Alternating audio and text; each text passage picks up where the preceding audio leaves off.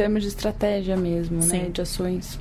Não, e ainda pensei sem pesquisa para avaliar, por exemplo, o que você falou, né, sobre como os eleitores reagiram ao que receberam. A nossa tendência seria responder mais automaticamente esse medo do WhatsApp com menos liberdade de expressão, né?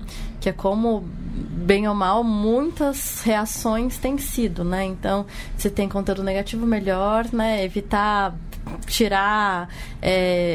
Tem toda a preocupação com o discurso político em igrejas, que a resposta já é, então, não poder falar, né? Pastores não falarem. Então, o nosso medo do discurso caminha mais por menos liberdade, ao invés de, talvez, identificar a dinâmica de como esses discursos são apropriados, como as pessoas reagem, e não parte do pressuposto que elas são ouvintes passivas, né, de tudo. Mas daí a nossa reação está sendo estruturalmente a mesma, né? Então, é importante refletir sobre isso, né? De também não reagir automaticamente ao que é esse fenômeno. Não, claramente, eu acho muito legal vocês trazerem esse assunto, porque esse é um tema delicado. Quando a gente trata a gente tem duas áreas no Internet Lab, né? Uma, desigualdades e identidades, que trata mais de várias questões relacionadas a gênero, raça, etc., mas violência é uma delas. E a gente está começando uma pesquisa grande sobre discurso de ódio agora, que a gente acha que é uma questão... Isso até antes, assim, a gente já estava achando que era uma questão muito importante, agora provavelmente vai se tornar... ainda mais importante. Uma outra é liberdade de expressão, e tem inclusive coordenadores diferentes, e a gente está sempre fazendo esse bate-bola, sabe? Porque a gente entra agora numa fase, a gente viu nesse processo eleitoral questões relacionadas às pautas com as quais a gente trabalha sendo francamente censuradas, né?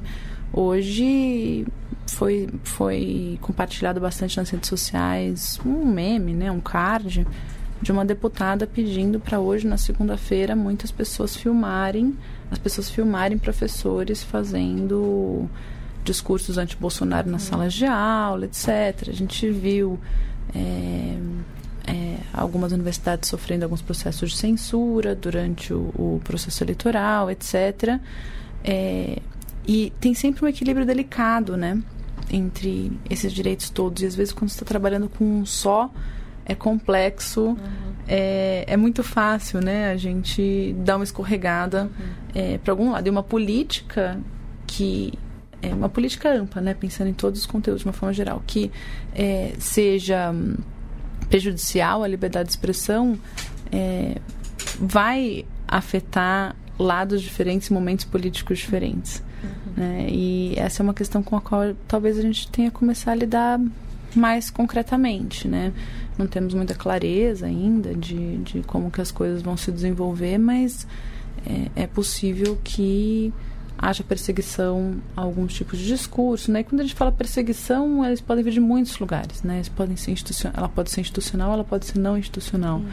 E isso é uma coisa que a internet também tem permitido muito, né? Uma perseguição não institucional, que vem de um autoritarismo da sociedade, né? E que cala tanto quanto uma censura institucional, né? Recebe 13 mil ameaças no seu inbox do Twitter para ver se você não para de falar um pouco, você não pensa duas vezes no que você vai escrever, né?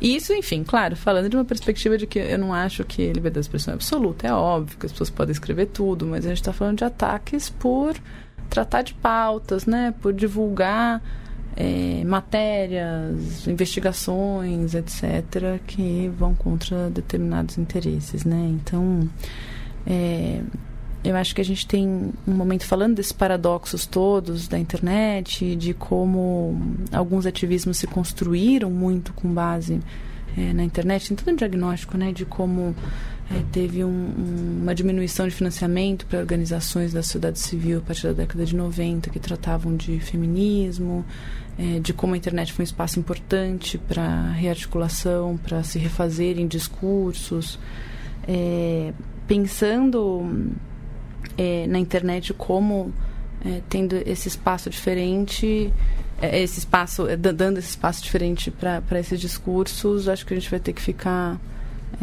bem atenta para o que vem pela frente. Sim. Acho que pensando então o que vem pela frente, né, a gente tem sempre a proposta aqui no podcast de também ter uma comunicação afetiva, da gente se apoiar Acho que agora fica muito, né, a pergunta, a reflexão sobre como a gente pode se cuidar, se apoiar. Então a gente queria ouvir um pouco como que você se cuida, Mariana, tipo, né, com o trabalho que é pesado, lidando com tudo isso, se você tem alguma estratégia, alguma coisa que você costuma fazer, algum ritual. Olha, não é fácil, não sei se eu sempre me cuido do melhor jeito, sabe?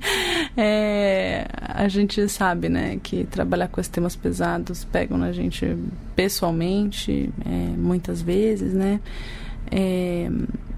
Eu acho assim que tem uma questão conceitual que eu tenho pensado bastante nela, assim. Eu tenho trabalhado muito no Internet Lab com temas de gênero, né? Gênero e discriminação racial. Mas, enfim, eu sou uma mulher branca, então as questões de gênero me afetam pessoalmente, né? Enquanto a branquitude me protege dos outros preconceitos e ataques, etc., né? Mas eu tenho pensado muito conceitualmente, enquanto ao mesmo tempo que é difícil trabalhar com isso e ficar sendo confrontado com as questões o tempo inteiro, o feminismo também me liberta, né?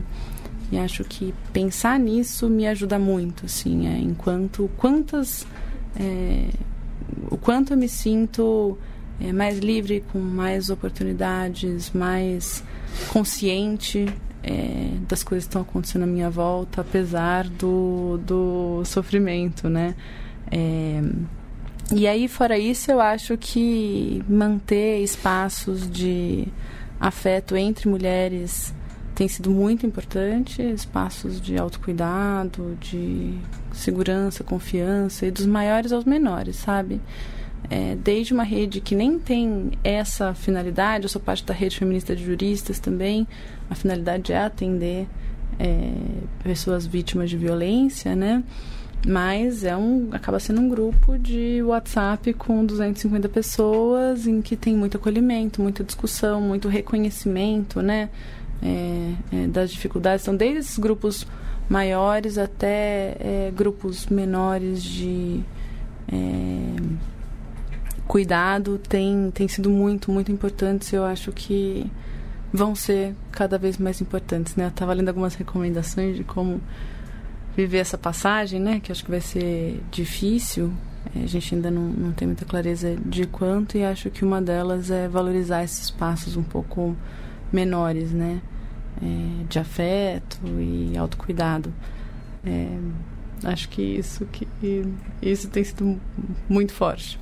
Você acha que a ideia de direitos humanos também pode ser agregadora? Ela também pode dar esperança? Ou você acha que a gente está entrando num momento agora em que talvez fique ainda mais frágil, mais perigoso colocar muitas lutas em termos de direitos humanos?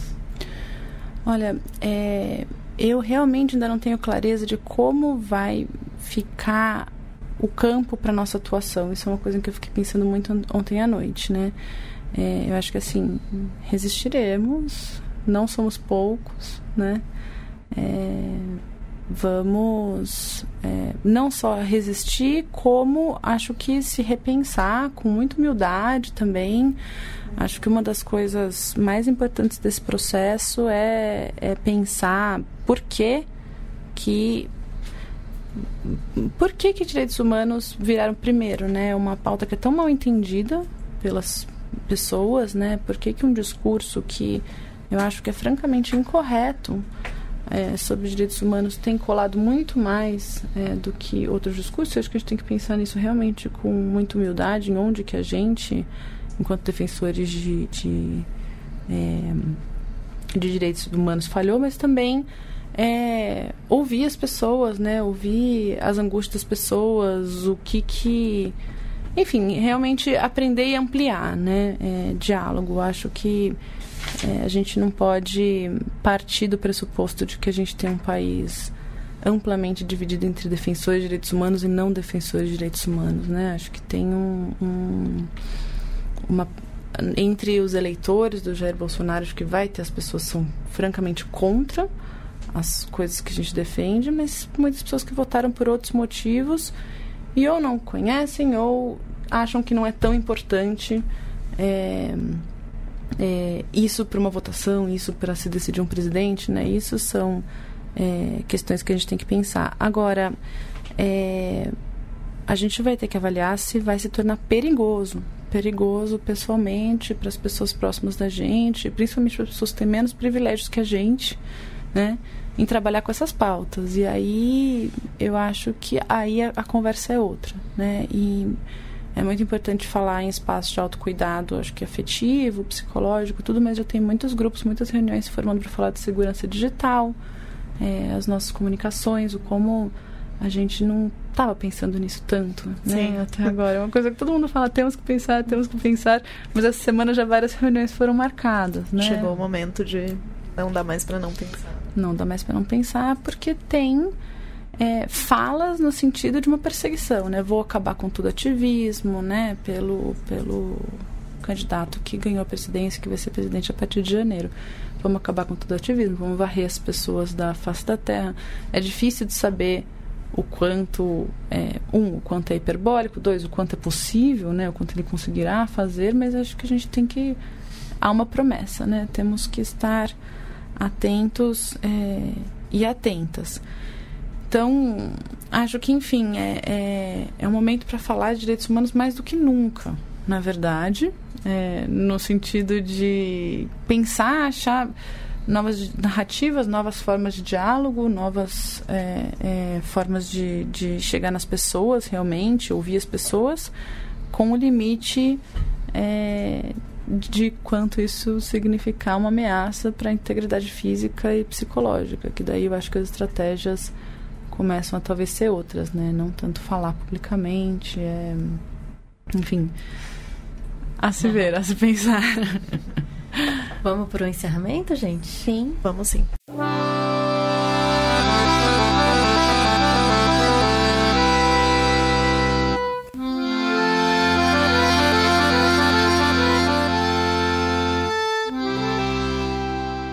Então, Mariana, muito obrigada por hoje, mas a gente ainda queria pedir para você colaborar com esse nosso projeto de fazer sempre uma transmissão diferente, sempre trazer recomendações para quem acompanha a gente.